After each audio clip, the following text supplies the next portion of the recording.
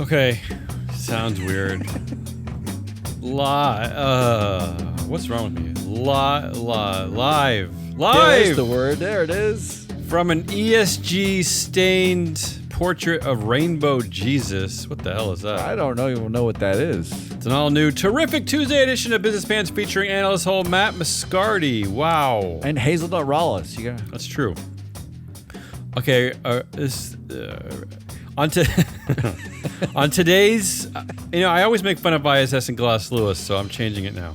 On today's Egan Jones ESG policy, which generally supports candidates with a strong board accountability and governance record. That's their language. That's their language. Called May 27th, 2025, the Who Do You Blame game. Yeah. Oh, yeah. I blame Egan Jones now. I like that. They generally support candidates with a strong board accountability and governance record. That's amazing. Do they talk about how they establish what the record is? Well, one thing they say is including composition and independence of the board and key board committees, attendance history, and overboarding. Wow. Wow. They count the number of boards they're on. What a contribution. They count whether they show up to the meetings, and then they count them if the New York Stock Exchange or NASDAQ says they're independent. Additionally, the TSR of the company as compared to the industry is considered. Oh. I don't know what that means. That means they look at that number. So they are suggesting that the directors influence stuff. Aren't they suggesting that then? Or no, it's just considered. It sounds like they are holding directors accountable for TSR, is what they consider TSR to be in the purview of the directors. Is that what they consider? I just love that they say all this fun stuff. I just love it. They don't define it, but they say it. Yeah, well, you got to say something. They look, Matt. They look at board composition. I don't know what that means. They look at the pictures of the board members. Yeah. All right. Ready? Our show. Our show today is being sponsored by Free Float Analytics, the only platform measuring board power, connections, and performance for free. Yeah. Actually, I'm just realizing that Egan Jones could hop on over there. They could actually really enhance what they're doing by looking at that data. Yeah, it's free. Yeah. Just download it, guys. I do like that attendance history. I like that attendance history. Does that mean like all the way back to like kindergarten? How far back does that go? No, I just like the idea that like we don't care if they showed up at all this year as long as they showed up in prior years. Shout out to my old school friend Zach Atwell. It's the first time I've ever shouted out anyone in my life. He had perfect attendance his entire school from K to 12. Perfect attendance. Wow. So I would think that Egan Jones would support him for every, right? Because they look at attendance history. Any board position forever. Yeah, that's right. K through 12 never missed a day of school, the bastard. Isn't that amazing? I love that. What a smart man. Let's blame some people. I didn't say that. All right. Let's blame some people. Are you ready? Blame someone. I'm ready. I want to hear you blame. I'm going to start off with a softball just to get it going. It's also maybe to give the audience an understanding of how this game works. Here's the headline. Tesla's Europe sales plunge 49% on brand damage and rising competition. Who do you blame? This is an easy one, just to get going. Kind of wet your whistle. Okay. Do you blame Elon? Ooh. Do you blame liberals who hate Elon, right? Maybe it's not just Elon's fault, right? Good point. Do you blame like Trump 2.0 in general? I don't know, right? But just the vibe. How about the Tesla board? I mean, like I'm looking directly at people like Robyn Denholm, the chair, and Kimbal Musk, Elon's brother. I blame Kimbal for everything that happens in my life. How about apathetic Tesla investors who hold no one accountable? That could be a choice. See, I'm just trying to, again, I'm throwing this out there to describe the game. And finally, how about blame nobody? The share price is king. It's all about the share price. Oh, there it is. Okay, that could be the answer. Right, why do we care anyway, right?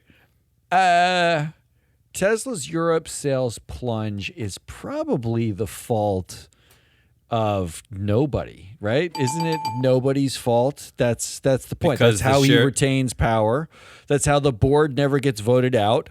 That's it would be easy to say the libs are at fault, but Europe, there's not like the libs in Europe. It's not as much of a thing, right? Like Europe, I guess is Americans would basically a say that giant they're all lib. libs. Yeah, right. It's one giant lib, so you can't. Even though having spent some time there, there's a How lot could of it possibly non-libs. be Elon's fault? He's running 5 separate companies, so he wasn't looking the day those sales happened. He did claim, I think, over the weekend that he's now 24/7 back at his other companies, Tesla, X, was that called XAI? Yeah, he said 24/7. He said actually that he will be sleeping on the manufacturing floor / server floor / he named like 7 places that he has to sleep in order to 24/7 manage all of his companies. Yeah, great. The correct answer is nobody. Okay. There's no one to blame here. Everybody just go about your business. Moving on. Now a more complicated one. Here's the headline. I don't like complicated. Here's the headline. ISS. We talk a lot about ISS here. They're one of the main proxy advisory companies. ISS. They're like Egan backs, Jones, only smaller. Yeah, I didn't have a Egan Jones headline though. ISS backs Dynavax directors in board fight with Deep Track Capital. Ooh.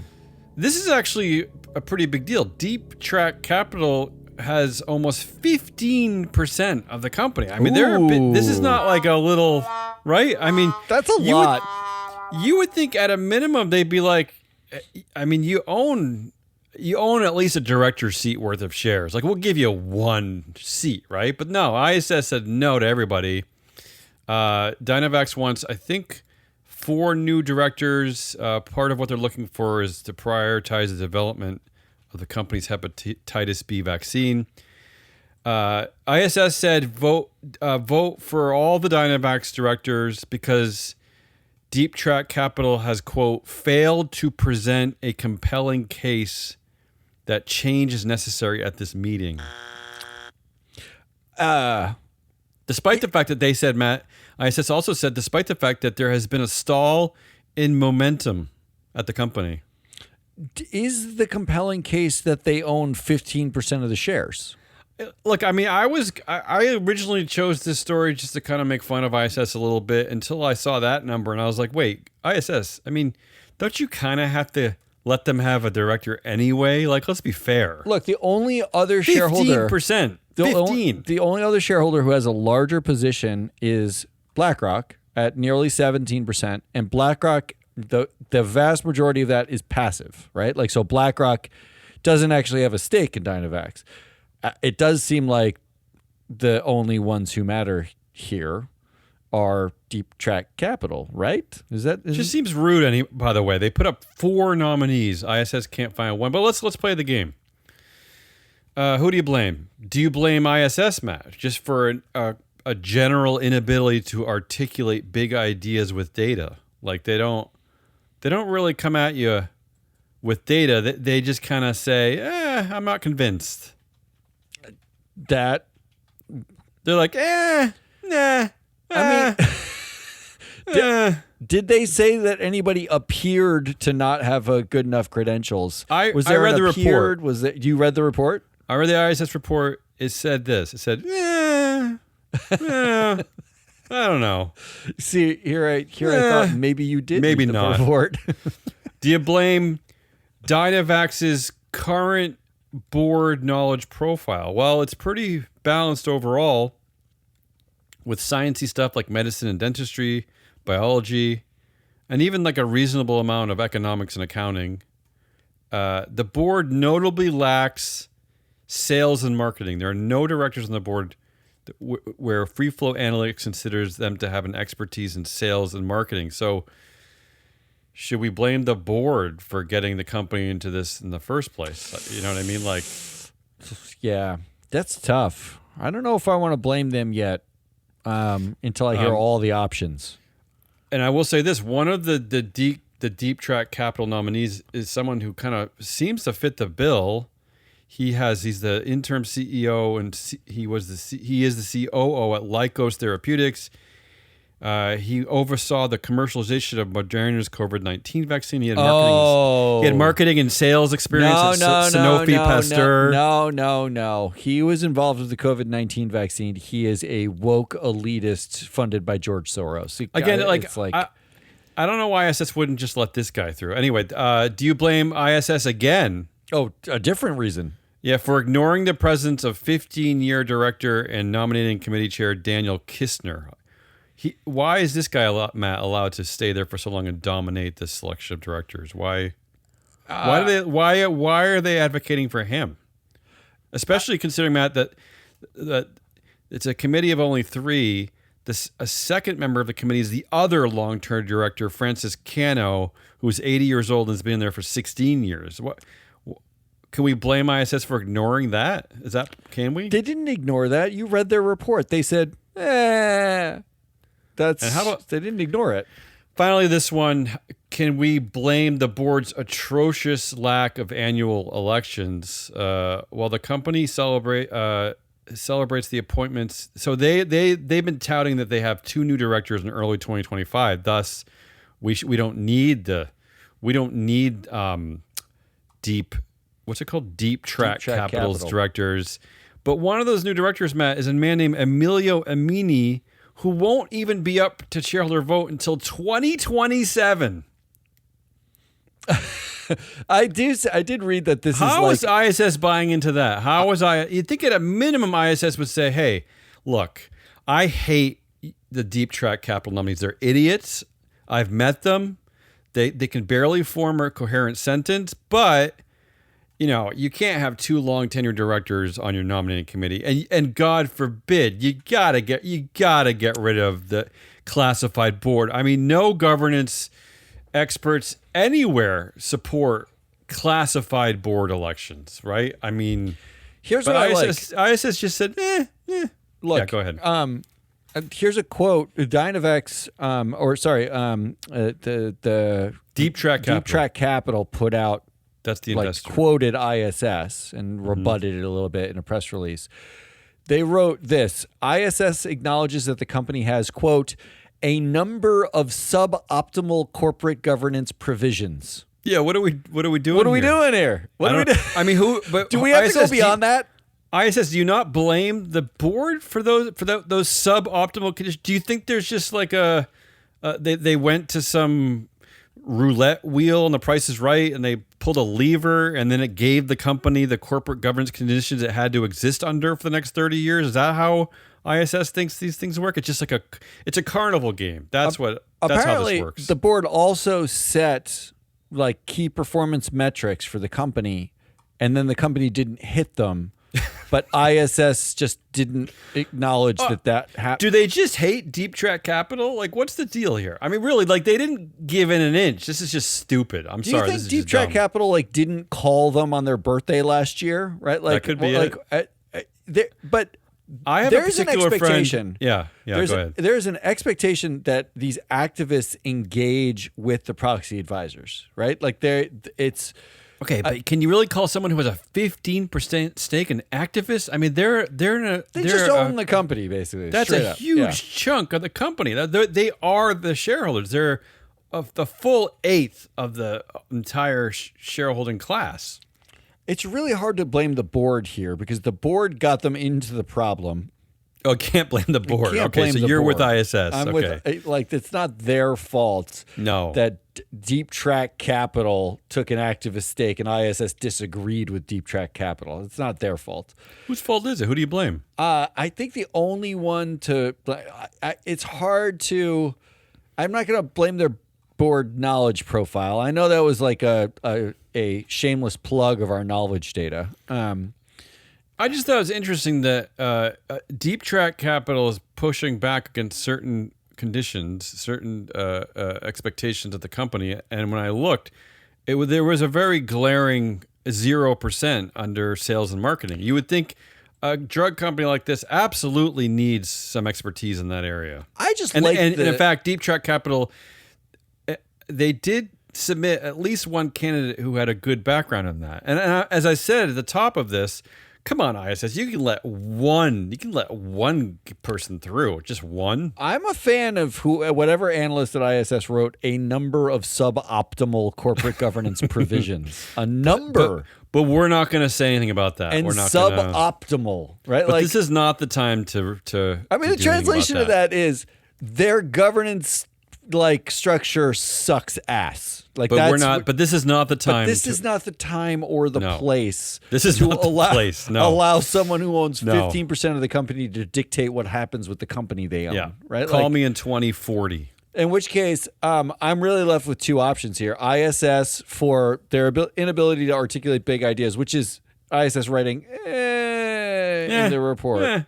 Yeah. Or ISS for ignoring the presence of 15-year director, basically ignoring stuff. I'm going to go with the ISS's report that says as my answer. I think that's the correct answer. Maybe I should be more fair to ISS. Maybe there are instances like this where they get their report about the company, their governance report, and then someone spills chocolate sauce on it, and they don't really they're like, oh shit, what?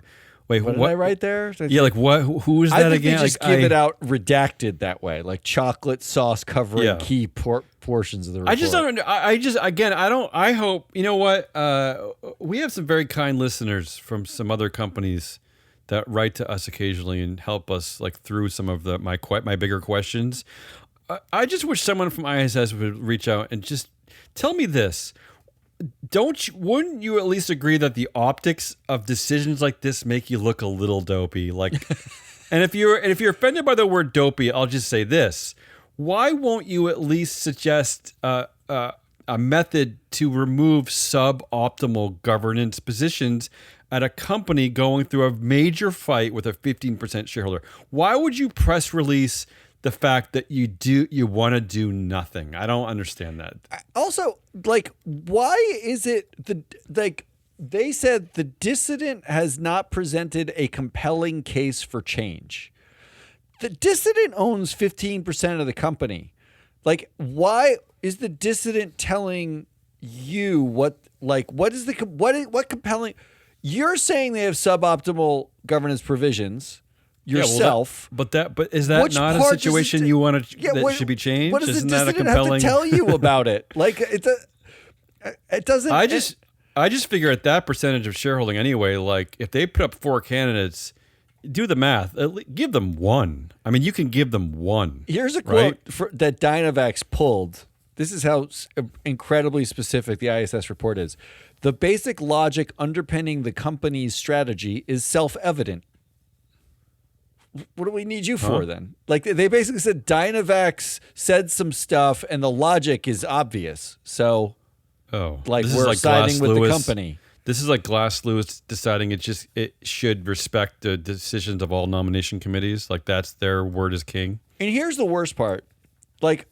They said the board has also demonstrated ongoing refreshment efforts as 6 of the 9 directors have been appointed since 2020. All right. That's 1 director a year since 2020. That is exactly what everybody else does. Yeah. That is not Dynavax is not above and beyond on refreshment efforts. And they still manage to have multiple directors with 15 years plus tenure, right? What are we doing? Not to mention ISS. I don't know if you're paying attention, but of all publications, the Wall Street Journal, which is not a liberal publication, their big article last week, and we're covering this later in the game, the headline is, "What makes a great board director? It's hard to define, but has rarely been more crucial." So even the Wall Street Journal is saying, hot damn, we got to be paying attention to these directors. And yet in this situation, ISS is just I don't know. So that's who I blame. Why don't you take over? Why don't you do one? Because I need a break from that. Yeah, that was a lot. And by the way, a lot of thinking. While I do want ISS to reach out and walk me through some things, I'm not. This is not about ISS. I'm not here to make fun of ISS. I'm just making fun of individual statements that come from companies that I think are lack any kind of coherent or educated or compelling. Let's mea culpa here. So logic. Yeah. When I was at MSCI, I had to write reports about the financial sector companies. This was like when I first started at MSCI. I had to write reports. You never heard of ChatGPT? Well, I had heard of it, but I refused to use it 15 years ago. So I had to write these reports that were when Sam Altman was in second grade. Yeah, I had to make some sort of assessment. And a lot of times, for everything that's not on the polls, like the worst company or the best company, it's really hard to make an assessment that means anything, right? Like you do resort to a lot of like, it appears that blah, blah, blah, blah, blah. Now, this is a time when no company would talk to me, right? Like they didn't engage, like ESG ratings and data. No one cared about it. Like 20 years ago, no one would talk to me. They were all like, why would I talk to you? You're a moron. Yeah. So we had to do a lot of it appears because no one talked to us. So I get it. I get your desire to sort of like land in this place where it appears that something is happening, right? Like, or we feel that yada, yada, yada. That said, you have access to the companies and you need to make a decision about it's a binary decision. You have to say like, here are like the 5 core reasons why we agree or disagree with a thing. You can dispense with the appears, and I'm going to make fun of you for it. And you can even you even have free access to the data at freeflowanalytics.com. And then one you other can just say it doesn't appear. This director underperformed. We're voting them out. We're well beyond belaboring a point, but I will add one more thing. Whatever happened to diplomacy, ISS? Whatever happened to a good negotiation? You're just saying no, even though you're admitting suboptimal governance conditions. You're just saying no to the entire negotiation. No. Nothing. No, nothing. That's nothing. There's no middle ground. Sad. I feel sad about that. All right, here's one for you. Yeah. The headline is Ball CFO. Ball, like the jar. Ball Corporation. Yeah, the jar. Like the mason jar. Yeah. To depart after less than 2 years in the role. We see this all the time. We do the show, the Proxy Countdown. We talk a lot about the comings and goings of executives and directors. CFOs, Matt, I feel like they just show up for a couple years and they just leave with a big golden parachute. Like that's their job now. And they get a golden hello at their next company. Like I don't know what's going on. So there is no next company that was announced. There's no whatever. The CFO in question is Howard Yu. He started 1 year and 9 months ago. He's young. He's 51 or 52 years old. And the company put out a press release that says, quote, the departure is not related to any disagreement with the company on any matter related to its accounting practices, financial statements, internal controls, or operations. Which actually leaves some room, right? Like they were specific. They said he didn't disagree with our accounting stuff or the numbers that we put down. Yeah. But he may have disagreed with, I don't know, like the hem length on his, his boss's dress, or you're like who knows? It doesn't say. It doesn't say. Well, I'm just telling you what they wrote. Before you get going here, is this like his first job out of college? Did he have the experience necessary to be CFO? He's not like straight out of high school. He's not like straight from being a dishwasher at Pizzeria Multiple, Uno. A CFO job before this. Okay. He knows what he's doing. Okay. He's a guy like background in accounting. Guy who knows what he's doing. I love how this kind of behavior is okay in this setting. So who do we blame? Because the company didn't give us any real disclosure to talk about like why did he leave? Why did Ball Corporation lose a CFO in 1 year and 9 months? I would think the board would be embarrassed and irritated. Go ahead. Well, let's start with them. How about Ball's audit committee? Ooh. Okay. The audit committee is the one who works most closely with the CFO. They get all the numbers. The audit committee at Ball, 29% of the company influence is on the audit committee. So it's actually not a very influential committee. Okay. Well, all right. But maybe they're a little too busy to have been paying attention to the CFO and he just felt neglected. That's why he left. Why did he say that? On the audit committee, we know the audit committee roles are hugely time consuming. Kathy Ross, the chair of the audit committee, she's the ex-CFO of FedEx.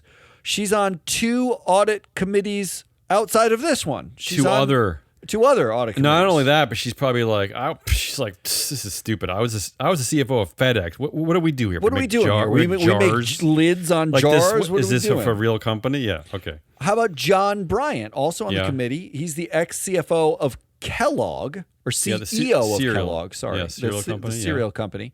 He's on 4 audit committees, including that's this not, one. What? 4. Is that true? That's true. He's on 4 That's audit pretty committees, rare, right? including this one. Yes. That's yeah, I don't That see that means very every often. board he's on an audit committee. That's And like we've been covering in recent shows that's a busy committee. that's a very busy committee. Whether In fact, they're powerful or not doesn't matter. They're very busy. They have the most meetings, and they have by far the most annoying paperwork. it's so much to that's a read. quote. It's annoying, so yeah. often. We know that to be true.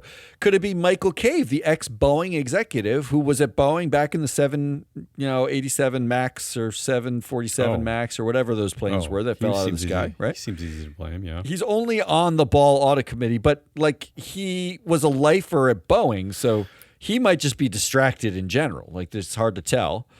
Or is it? And then there's Todd Penegor, who's the current CEO of Papa John's. Really? Yeah, and he's Yeah. on 3 boards. Whoa. So he's an acting Wow. CEO on 3 boards. Super busy. This guy's super busy. So maybe the ball audit committee is just way too busy, and Howard Hughes Well, felt neglected. To be fair, though, maybe Todd is coming up with some kind of synergy with Ball, where they're doing like pizza in a jar, kind of a promotion. That's right? that might be the best idea you've ever had. Hot pizza in a glass jar. Yeah.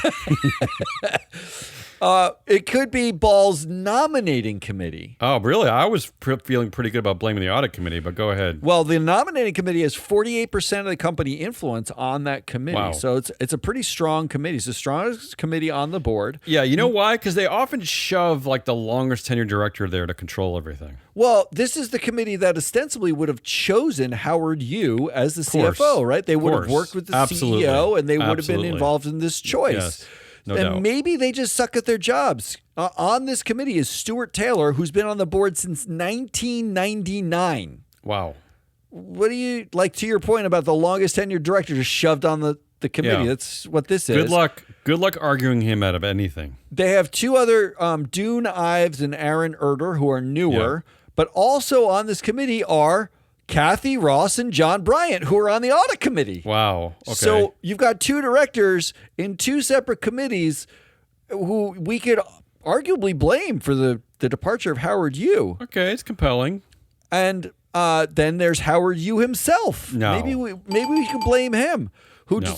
He departed unrelated to any disagreement with the company about the financials. Maybe he had disagreements about other things.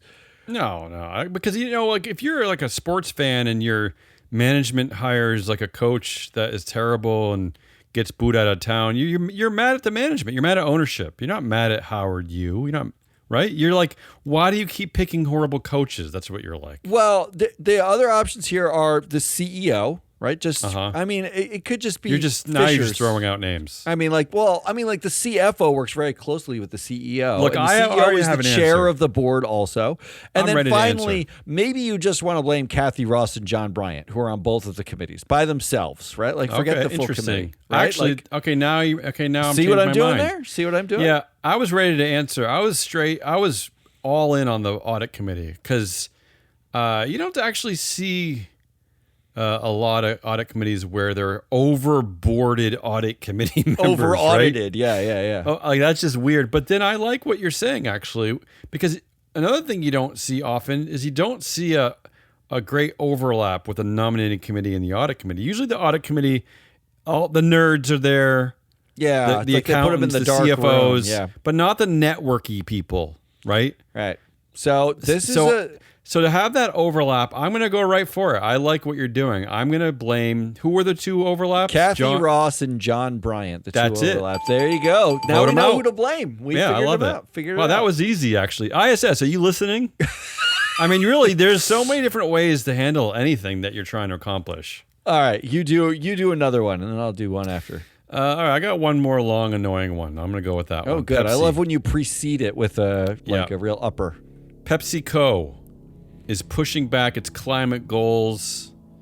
They said Thursday that they're pushing back by a decade its goal to achieve net zero emissions from 2040 to 2050. And I mean, you got to believe it's going to happen. It's 2050, definitely going to right? happen by then. Yeah, it's definitely going to happen by then. Jim Andrew, Chief Sustainability Officer, says, I like this quote. He says, PepsiCo's ability to make progress at the rate it would like to, quote, is very, very dependent on the systems around us changing. So he said that he added the world was a very different place in 2020. So what basically he's suggesting that the political winds have changed and that it's very, very hard to do his job anymore. And and everything is just very, very annoying. And you don't know what it's like to have a very, very difficult 2040 target and get your very, very opinionated Can I have a very, very sugary drink now? But you know, people are telling the truth. When my kids do that, like they repeat things like that, I know that there's maybe a little bit of dishonesty going on. Dad, I'm very, very, very tired right now, right?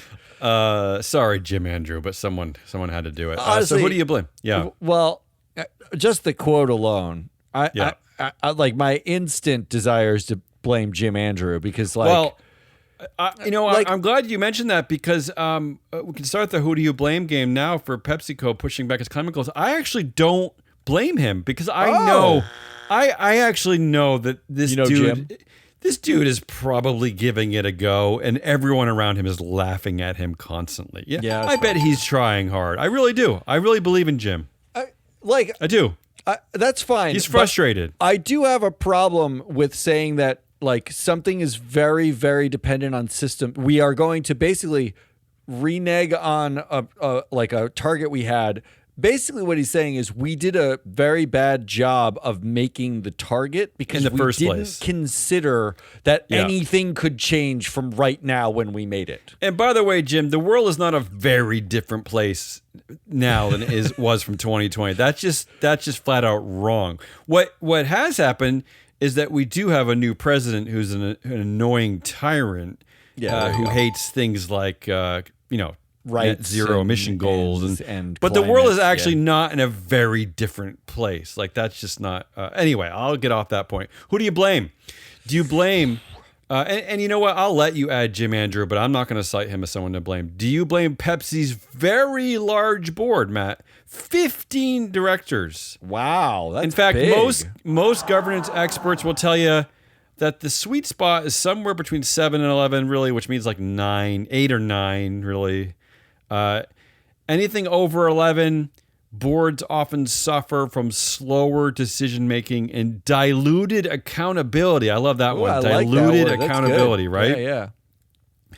So do you blame their very large board, which is basically ineffective? How about this? Do you blame Pepsi's completely protected class of directors? Matt, nothing can touch this director set. According to MSCI data, no current director has received more than 9% votes against since the 2015 AGM. Wow. That's a decade ago. In fact, since 2015, average support for a PepsiCo director is 97%. They're completely protected from it doesn't matter what decisions are made, they're completely protected. Not a blip. Doesn't matter, right? So you could blame that. How about this one? Can you blame the fact that the company is named PepsiCo and not Pepsi, which I always find irritating. I hate that. Yeah. That's interesting. Maybe we'll come back to that one. ISS actually might want to use that for more excuses. And finally, how about this one? This is free flow data you can only find at freeflowanalytics.com. Do you blame Pepsi's gender influence gap of minus 11%? In fact, Matt, of the top 7 most influential directors at PepsiCo, 6 are men with 68% aggregate influence. So this is a sausage factory. This is a bro club. And I like this. Here's a little side a piece of information to think about while you're trying to figure out who to blame. The only woman who have any influence on Pepsi is Dina Dublon. She's the former CFO at JP Morgan Chase, right? She's been on the board for 2 decades at Pepsi. She's also the director at Westchester Land Trust, right? Okay. I don't know what that is. The land trust is there to protect the natural resources of Westchester County, right? Oh, Which you think would be enough to sway the board to keep its climate goals, but I guess not. I think there's 4 feet of grass in Westchester County right now. And I just wanted to point this out because I just wanted you to pay attention. I know that Free Flow Analytics has a lot of data now from nonprofit boards. I just wanted to point this out because this is why you should pay attention to the little hokey things in your area, like the Westchester Land Trust, because the chair of that board is Bruce Churchill, who is the director of 2 companies in our database, including Wyndham Hotels. So even the land trust, Matt, even the land trusts where we stash our connected directors. Shared by directors in our own database, which just makes me laugh. And this guy comes from DirecTV, so that's a great benefit to the Westchester Land Trust, right? I mean, TV guy. Well, anyway, I just thought that was funny. DirecTV too, so it's actually satellite. So he's good at air and land. Yeah, that's how good he is. Yeah. Anyway, that's who do you blame at Pepsi for this? For moving their target? Look, it's hard. The nature of the size of this board makes 15. It hard to blame it dilutes accountability, right? Yeah, you can't pick who on the board would I blame? Would you blame all of them because does that really make sense? That 6 of them were for keeping the targets and the 9 of them were arguing against it. You can see, and then you've got the fact I was gonna say I saw some footage of ISS actually they were doing a report on the board, the governance at Pepsi, and I saw the analyst. She had a bunch of paperwork in front of her, and she sighed loudly and she threw all the papers up in the air because 15 directors. She was just what are you gonna do? What are you gonna do? I can't do anything. It's Memorial Day. So go ahead. I don't think it's the influence gap. I'm tempted by the name PepsiCo versus Pepsi. Yeah. I'm gonna go with the protected class of director though. Right, 97% average for a full decade. Look, here's the problem. Yeah. If you vote for people at a 97% agreed rate, you're not voting, are you? They will do whatever they want. There is forget the size of the board for accountability. Accountability is when you vote against someone on the board. And you didn't vote against anyone ever for any reason. For anything. And what's interesting, too, is if you look at the data on freeflowanalytics.com, this board's hitting 400 overall compared to their peers. Their peers hit 581 overall. So something is amiss over there at Pepsi. Yeah, I'm going to go with that one, though. All right. Should I do another one? Yeah, go ahead. We're going to enter the 5th hour of this show pretty soon. Is it that long already? Yeah. My last 2 are very quick. I'll go quickly. My last 2. This one's long-ish. Okay. Here's the headline. We've already covered this, but I love the headline. 93% of U.S. executives desire board member replacements. Yes. So this is from a survey of U.S. executives responding, saying that 9 out of 10 executives think that you should replace at least one person on the board. In fact, 7 out of 10 think you should replace 2 or more people on their own boards. Okay? That's incredible. I love this because now it gives me an opportunity to think about who they'd want to replace. Who do you blame on the board? Who are they trying to replace here? Your first option, old people on the board. There are 14,000 non-executive directors in the U.S. on boards these are the non-execs, right? Non-executive directors, non-controlled companies. The average age of those 14,000 is 63 years old. Mm-hmm. There are 2,569 executive directors on boards with an average age of 58 years old.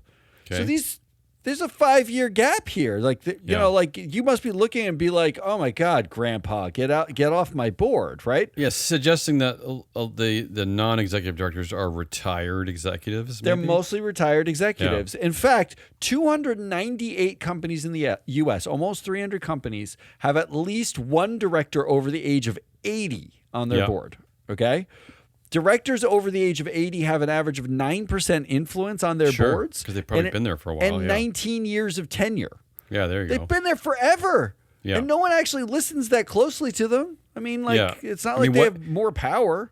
I know at Pepsi, Jim Andrews saying that the world is a very different place from 2020, but 20 years ago, I will actually agree the world is a very different place from 20 years ago, right? What about, that's the average. I mean, can you imagine that 30 years? Can you imagine some of the main issues at some of these corporations 20 years ago, before even like AI, social media? In 2005 we had misinformation, flip phones. tariffs, COVID, like all of it. None of that existed. I mean, it's like I had the iPod Shuffle in 2005 when you joined the board. Yeah.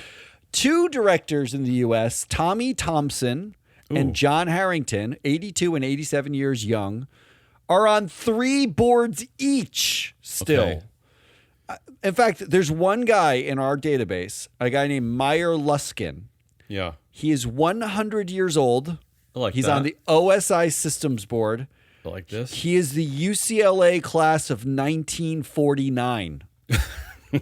1949. Yeah, He graduated straight from the war to the college. World War II, that is. Yeah. World War II. He has 6% influence after 35 years on the board. That's it. Whoa, jeez. No one cares about Meyer. So, look, my point here is... I get it. Old people. I get it. Old people, right? You know, actually, I got to be honest. I don't know what's coming up in your other categories, but I don't actually even mind old people as I mind long tenured old people. It's the tenure I worry about the most. I think they go hand in hand for the most part. Often, yeah. But I wonder if like a young CEO is thinking to themselves, like, that's the one I want off this board. Like the old guy who doesn't get anything that I do. The guy anymore. who can't even find the charger for his BlackBerry. Like, do you think Meyer Luskin, when they bring up AI at the OSI Systems meeting, do you think he knows what anyone's talking about? He could be incredibly smart, sharpest guy around, but does he really understand the technological advance of AI? He's too busy cursing the fact that his 9-volt battery will not go into his iPhone 14. All right, how about outlandishly outsized influencers on boards? This I like this. I like this category. Of 24,000 U.S. directors, 591 have more than 50% influence on their boards. That's wrong. Right? That's not a public company. That's a private company. And they're not always the executives. In fact, founders, right? They're often founders and family members who are no longer on the doing the company stuff. Like they're Walton just there. Walton kids. Like exactly. If you are the CEO of Walmart, what's his name? McMillan?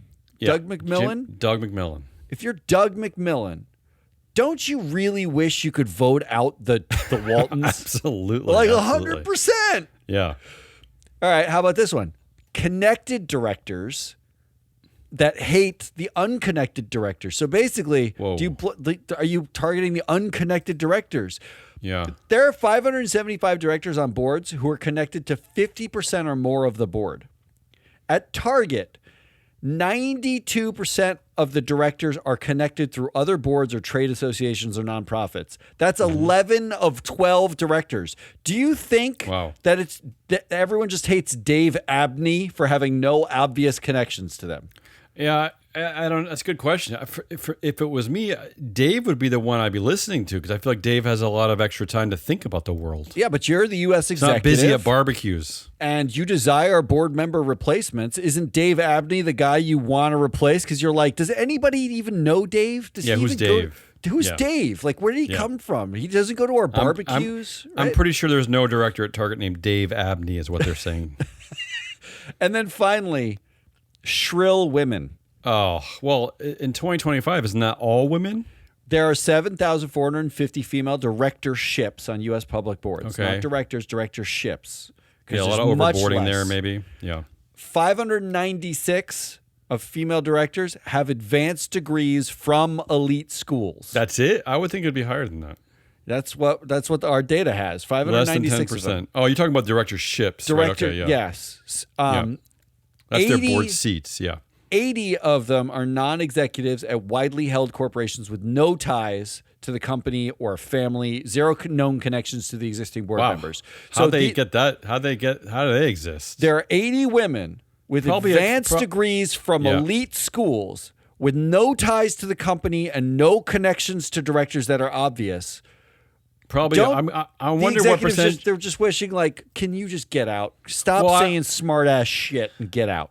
I'm actually wondering how many of those women are on boards where a woman is also the CEO. But I did not check that. Yeah. But I'm guessing that like when you can identify an other, right? That's who you're like, can you just get out? Can you just get out now? So who do you think? Old people, outsized influencers, the unconnected directors the connected directors want to hate on, or shrill women? Who are the ones that U.S. executives are blaming and want replaced? Wow, this is. I mean, can I say? Well,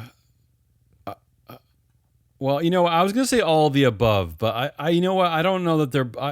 The ones that really stick out to me are old people, women, unfortunately, and unconnected directors. Those are the ones that really stand out to me. All right. You can have all three. Can I have all three of them? Yeah, we'll give you all three. Look, because unfortunately, anecdotally, what we're seeing so far in this proxy season is a lot of boards kind of falling under that threshold of 3 women on the board. We're also seeing, I mean, I guarantee that connected directors don't like unconnected directors. Yeah, just because for sure. The country club of the directorhood. And we saw in that report that they were citing old people, right? As they were irritated at old people. So yeah, I agree with that one too. That's why I feel like old people are an obvious target. Nobody likes because an old one thing person. we've learned about the director of a U.S. public corporation is that more than anything else, they just want to feel comfortable with who they're hanging out with. They don't want to feel different than the person next to them. They're not comfortable with a woman or a black person or an old guy. Like they just kind of want their buds, right? Yeah, they want that's right. They right. They want to tell unwoke buddy jokes, right? Yeah, you're gonna be seeing these people at least like 10 times a year, like 6, 7, 8, 9, 10 times a year, in a boardroom setting. You want to be able to tell an incredibly off-color joke without the shrill woman who's unconnected, who's 86 years old, saying that makes me uncomfortable. I was going to add to that they don't want to work on things like their listening skills, right? Yeah, come on, nobody's joined the board for that. All right. I'm gonna go quickly and try to wrap us up out of here. I got one more after this. You do have one more. Yeah, I guess there is no quick. Let me do both of mine. Just because I want to keep plugging this article from the Wall Street Journal, and we kind of make fun of it a little bit, but again, I do applaud the Wall Street Journal for kind of entering into this area because what I do like is them saying it's rarely been more crucial to define what makes a good director, to focus on directors.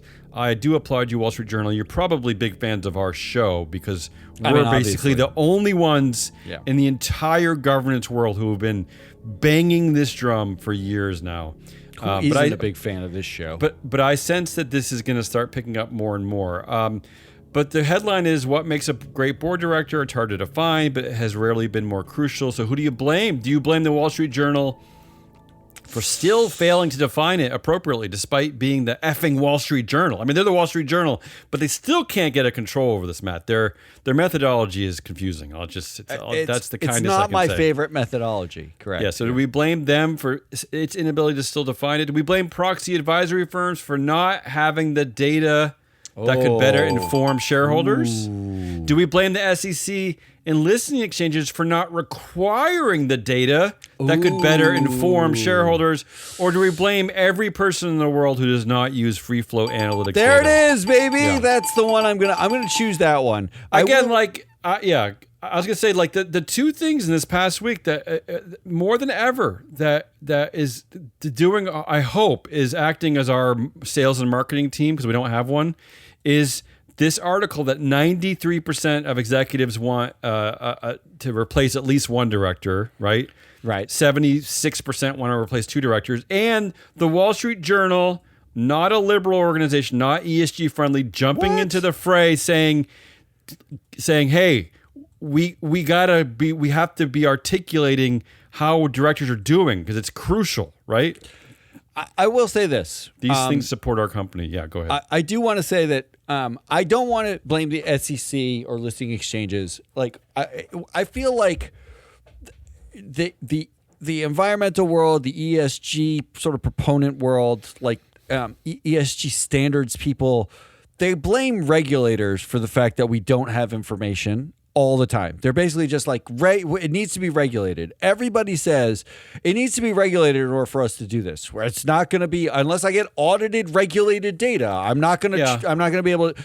Like, there is a time before audited, regulated data. You use unaudited, unregulated data every day. Like, I don't care what you say. There's like, like you look at app, stars, you look at, movie reviews, you're looking at you're using data all the time that you trust that is not audited. And it's just a lack of creativity that means you don't have the data.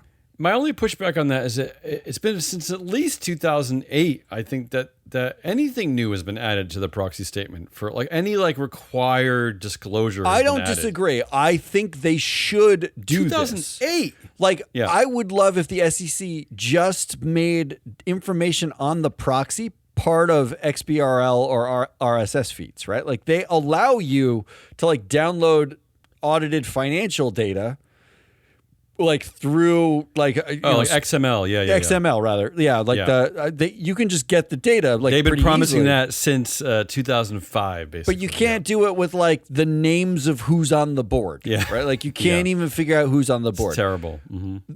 The proxy advisors, though, that's your job.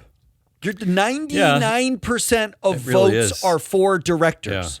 Yeah. Your job is to have data on directors. I know you have data on directors, but why do we have no focus on how directors perform other than the TSR of the company they were on once? I guarantee that Egan Jones, Glass Lewis, ISS all spent time reading that Wall Street Journal article this week. And so it's ISS, it's not enough to say that activists don't make compelling cases. What we actually need you to define why you're voting for directors at certain that's what the Wall Street Journal is asking. That's what we're asking, and we're basically as important as the Wall Street Journal. So the right answer, who to blame, is every person who does not use free float analytics data. That's the correct answer. Okay, let me just wrap up quickly. Yeah. 2025 U.S. proxy season. Finds sharp drop in shareholder resolutions on ballot. I've been covering this every week, the proxy countdown. I had the data to prove it. Large cap companies. Who do you blame? Trump 2.0? Yeah. Do you blame Darren Woods and Exxon because they sue shareholders, right? Yeah. Do you blame the anti-ESG shareholder proponents for depressing us with their political theater? Or do you just blame apathetic investors? This is an easy one. Quick one for you. I'm going with Darren Woods and Exxon. Right? It does seem to be an important precedent, right? This is the intended consequence. Yes. I mean, the easy case is Darren Woods and Exxon sues. They have 0 shareholder proposals for the first time in 25 years. Yeah, crazy. That's a 1-to-1. That's exactly their goal. They wanted 0 shareholder proposals. And we're now seeing every week, I look at the large cap meetings. We're now seeing a majority of companies every week with 0 shareholders. 0, nothing. So that's definitely who I'm going to blame. All right, my last one, and we'll get out of here. Quickly. Here's a headline. Meta buys 650 megawatts of renewable energy to power U.S. data centers. Ugh, I don't need this. Yeah. Okay. Do you blame AES Corporation? They're the woke Virginia-based energy company with 5 women and 6 men on the board. Yeah. 63% of the board have advanced degrees. 4 of the board members aren't even American. We've been talking about this forever, that there are this subset of American companies they're extremely woke and diverse. Like some of these power companies, some of these utility companies. I mean, they're delivering energy with women? What is going on here? That is nuts. With a pink shovel? Yeah. Do we blame Arkansas, the woke state that allowed the solar energy project to get built in it to deliver that energy to Meta? It's a project that was built in Arkansas.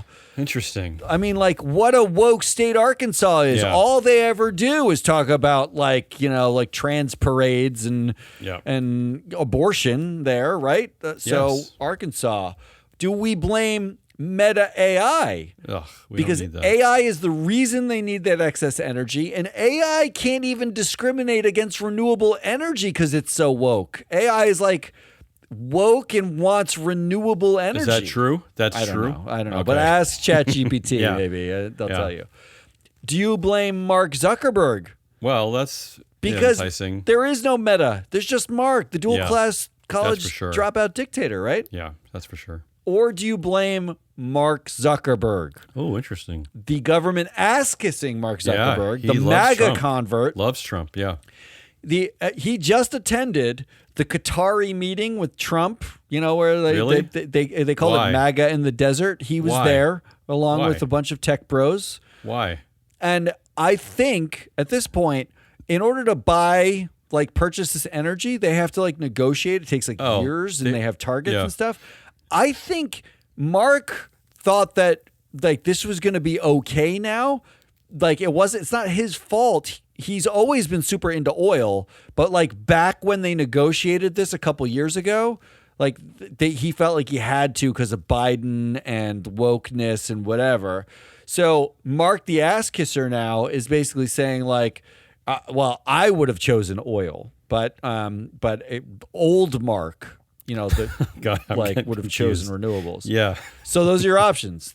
The energy company, Arkansas, where the energy's being built, the AI, Zuck, the dual class dictator, or Zuck, the MAGA kiss up. Well, I have a new rule when it comes to any company that we talked about, that when we talk about dictatorships, is that I'm going to blame the dictator. And in this case... Which version? That's why I gave you two. Right, and exactly. And in this case, I'm going to vote for both. Because I'm voting Mark any way I can. It's always Mark. It's always the dictator's fault, right? We need to be taking these dictatorships more seriously. We need to be calling them out when we need to. I mean, absolutely. I like the idea that Mark sits in a room and he's angry at old Mark, who is woke. Well, look, he is a. You're right to say he is a dual class college dropout dictator. He only has this power because of dual class shares. So why can't there be dual class marks? Why can't it be dual marks? Dual marks. Why can't I hate both of them? That's a good point. Right? That's all we've got. That's Hazelnut Morales. I'm your analyst, Matt Muscardi. We are free float. That was the blame game. I like the blame game, especially when we got it rolling. It's instructive. It's instructive. It's fun. Yeah. It's fun to do. It's fun to go through. Good demonstration of how to use data when making a case in the governance world, right? How to use data. Stop shaming Egan Jones. They're upset with you. Tune in on Friday. We're going to have a wrap up of the week. But also, check out the Proxy Countdown, which will come on Thursday. This Wednesday, we're dropping a shareholder primacy. They're going deep in on new Texas rules. The legalities of these new Texas rules that are coming out for the listing and for governance. Can't the sue stuff the directors in Texas anymore, I guess. It's unbelievable what they're talking about in Texas, but you can listen to Mike Levin and Ann Lipton go through it. Good for them because they're smarter than us. Until then, goodbye.